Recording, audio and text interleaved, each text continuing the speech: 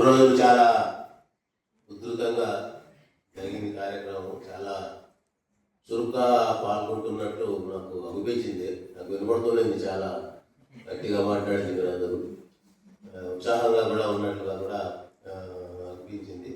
చాలా సంతోషమైంది. చాలా కష్టపడి పనిచేస్తున్నారు అనేటువంటి అభిప్రాయం కలిగింది అనమాట. ఇప్పుడు మీరు చెప్పినటువంటి విషయాలు కూడా నేను విన్నాను.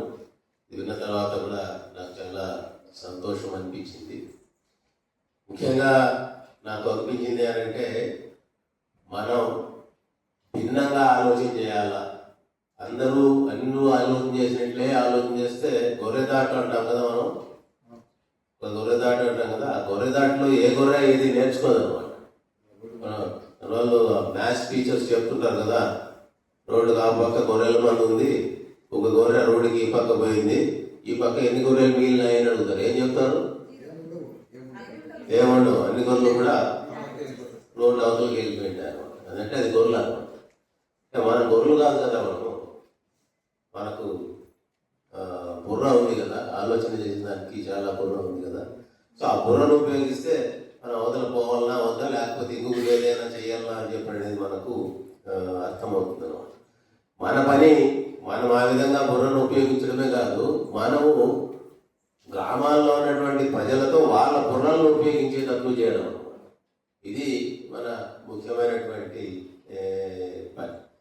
సో ఆ ప్రక్రియలో మనకి ఈ 3 రోజుల కార్యక్రమం చాలా ఉపయోగపడుతుంది అని చెప్పని నేను అనుకున్నాను. మొదటి రోజు కూడా వచ్చినప్పుడు కూడా నేను చెప్తున్నాను. అంటే అక్కడే గ్రామాల్లోనే చాలా రిసోర్సెస్ ఉన్నాయి, మీరే చెప్తున్నారు. చాలా రిసోర్సెస్ ఉన్నాయి గ్రామాల్లోనే, మీరే చెప్తున్నారు.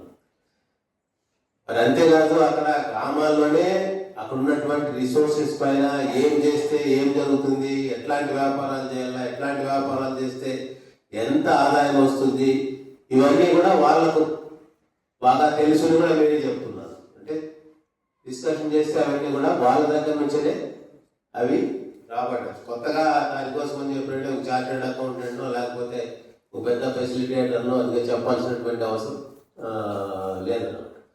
అక్కడ రిసోర్సెస్ ఉన్నాయి. ఆ రిసోర్సెస్ను వస్తువులుగా కన్వర్ట్ చేసి ఉత్పత్తి చేసేటువంటి శక్తి సామర్థ్యాలు కూడా అక్కడే ఉన్నాయి. తర్వాత అక్కడే ఆ వస్తువులు అవసరమైనటువంటి వాళ్ళు కూడా ఉన్నారు కదా. అక్కడే అవసరమైనటువంటి వాళ్ళు కూడా ఉన్నారు. వాళ్ళే అక్కడ దానిలో అమ్ముకునేదానికి కూడా అవకాశం అనేది కూడా ఉంటుంది. అన్నీ అక్కడే ఉన్నాయి. అయితే ఆ విధంగా ఆలోచన చేసేవాళ్ళు చాలా తక్కువగా ఉన్నారు. అది సమస్య.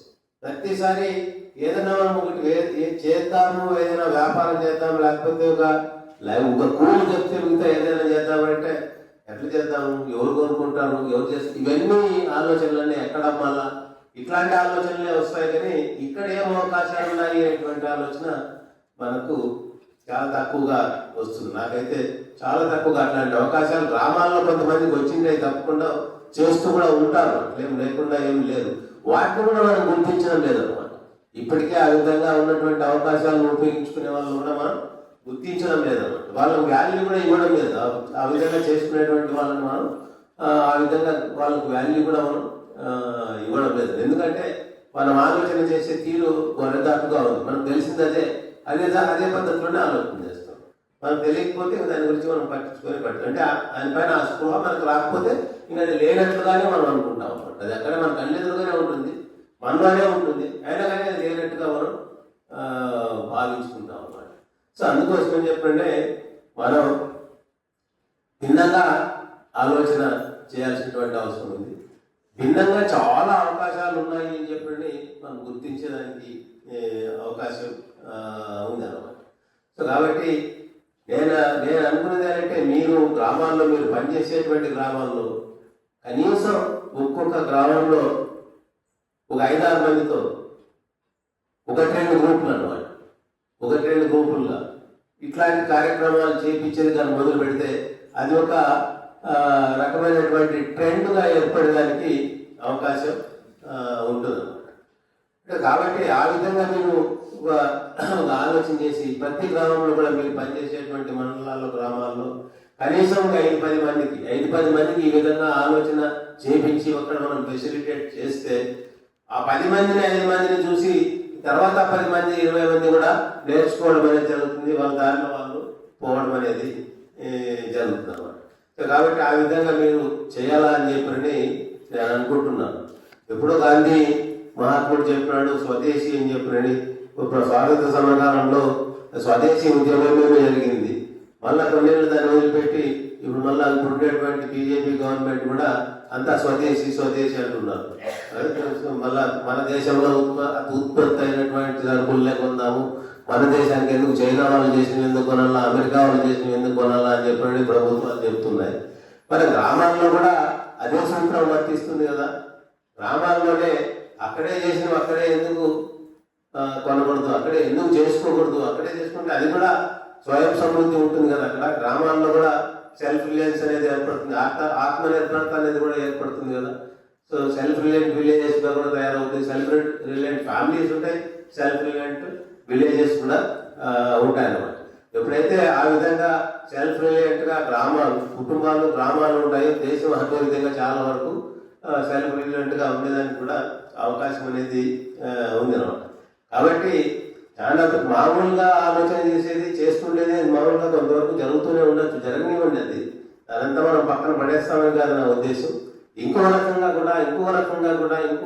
కూడా ఆలోచన చేస్తేనే మనం ఎదుగుతాము అని చెప్పినాడు అనమాట. ఆ విధంగా చేసినప్పుడే మనం బలమైనటువంటి లైవ్లీహుడ్స్ ను ప్రోత్సహించగలుగుతాము. ప్రజలకు ఉన్నటువంటి వనరులను వాళ్ళు గుర్తించేటట్లు చేసి, వాళ్ళకు ఉన్నటువంటి టాలెంట్ను వాళ్ళు గుర్తించేటట్లు చేసి, వాళ్ళ కోసం అని చెప్పిన ఆ టాలెంట్ ను మనం ఉపయోగించుకునేటట్లు చేసి ఆ విధంగా ఫెసిలిటేట్ చేయడం అనేది మన యొక్క పంథ కావాలా అనేది ఆలోచన అనమాట.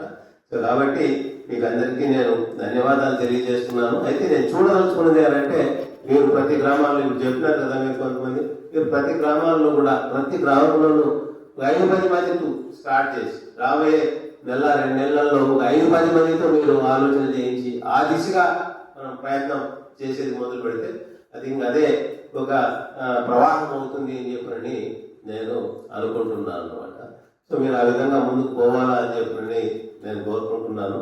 What I have explained I just tell in brief.